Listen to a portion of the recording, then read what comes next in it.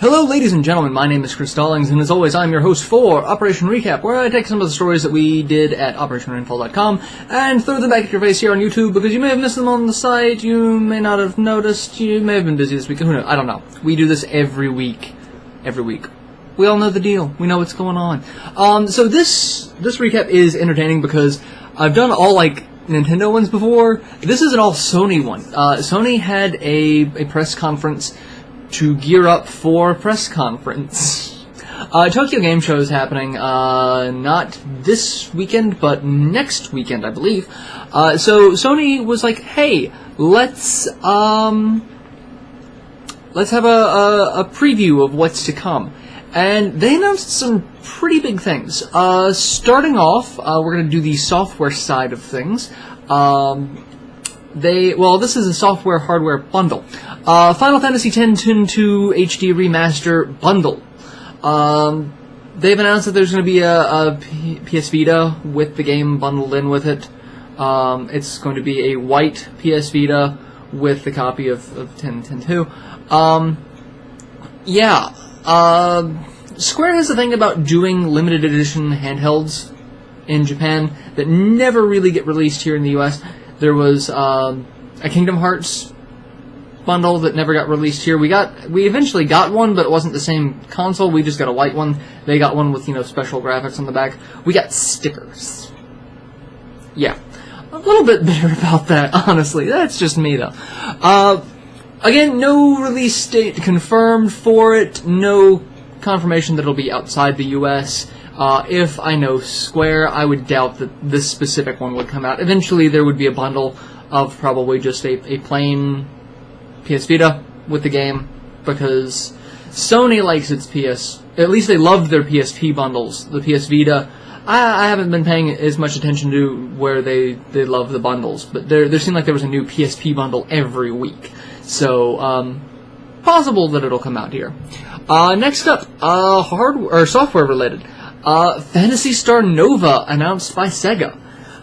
This is actually kind of big news because Sega supporting a handheld that's not a Nintendo. It's not really that much of a surprise, really, because the Phantasy Star Online games found a home on the PSP. Phantasy Star Portable did really well. It was a really well done game, and it just seems like they're continuing that success. The thing that kind of surprised people at most is that they're announcing this game when Phantasy Star Online 2 has not been released in the West. They said it's going to come out, they did an English site for it, but there has been nothing on it in about a year now, and that's leading people to wonder if it's actually going to come out, if it's being pushed back to the PS4, if they're going to transition it to free-to-play. There's a lot of speculation on it, so the fact that Sega has announced that there's going to be a game for the PS Vita, which Phantasy Star Online 2 has a Vita version, it's raising questions. But again, it's not confirmed for the US, so it could be a Japanese-only release. It could be that by the time this one comes out in the US, if it does come out in the US, the Phantasy Star Online 2 will already be out. So there's a lot of what's going on, what's the deal, guys? Tell us. I don't know. But I am glad to see that it's a franchise that Sega is not dropping by the wayside, as long as it comes out in the US. I would really love to be able to support Sega if they gave me the chance to. So hopefully this is a step in the right direction for that. Let's get on to hardware. Speaking of PS Vita, they're coming out with a PS Vita Lite, I guess. I don't know. It's a smaller version. It's thinner, lighter. It's model PCH2000. Should you be interested in keeping up with model numbers for these things. It has a new screen, better battery life, supposedly. It's in the 6-hour range, so I don't know if it's better or worse than the Vita. I've never drained a Vita battery all the way to see, what kind of battery life it gets on average. The big thing is this one's going to be colorful. It's going to come in a bunch of different colors. White, light blue, green, pink, khaki, and black.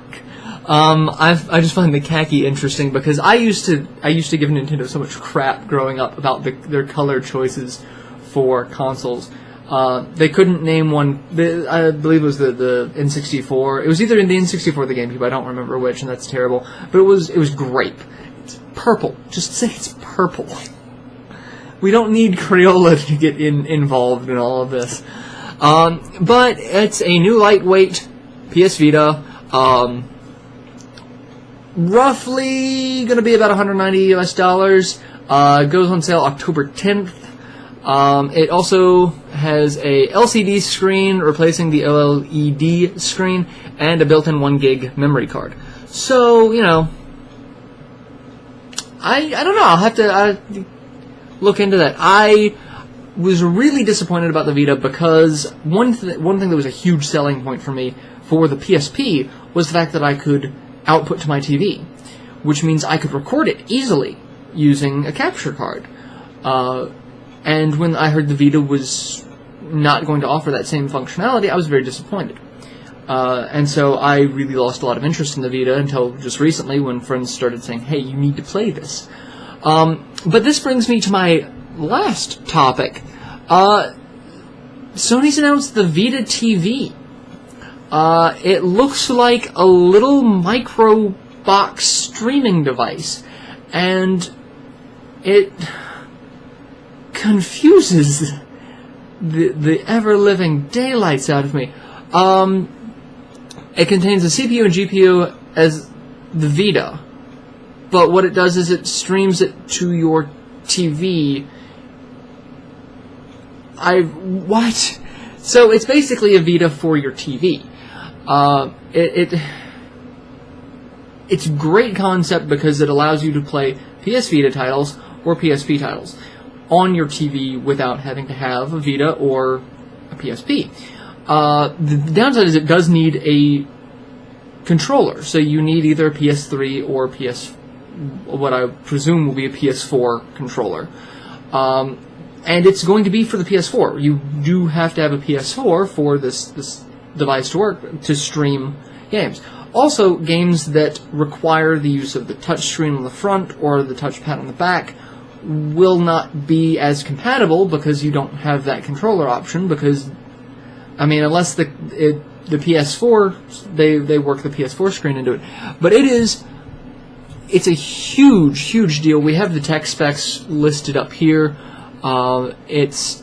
They've got a trailer for it. It's going to be a little expensive, and especially since you will need a secondary controller. But it's a very interesting concept, mostly because it reminds me of the Game Boy Advance player for the GameCube. It's that Vita games are not technically inferior. They're not the best looking games out there especially compared to like a PS4. But PS Vita to some PS3 games, you know, some difference. But if you don't feel like playing it on a little screen, you can play it on your big screen TV. That's a very entertaining concept to me. Mostly because I do a lot of capture. I record a lot of gameplay footage. And that just makes it so much easier to actually get into that type of scene without having to buy like a proprietary 3DS capture device, or, you know, hack a PSP to get full-size video out as opposed to using component cables to get randomly resized. So it's PlayStation Vita TV. Check it out. If you are interested in getting either a PS Vita or a PS4 or both, this is a real interesting little device. So I'm going to be following that one very closely, personally, myself. So those are the stories that Sony has come out with. It's, like I said, it's been a very Sony-heavy week because they're gearing up for Tokyo Game Show. Next week will be even more interesting because of Tokyo Game Show. So stick around to Operation Rainfall to find out what's going on the other side of the world, gaming-wise. Because it's going to be a very interesting week to see what everyone's got going on for the next upcoming year. So I'm going to go, and I will catch you guys during the next recap. Later, everyone.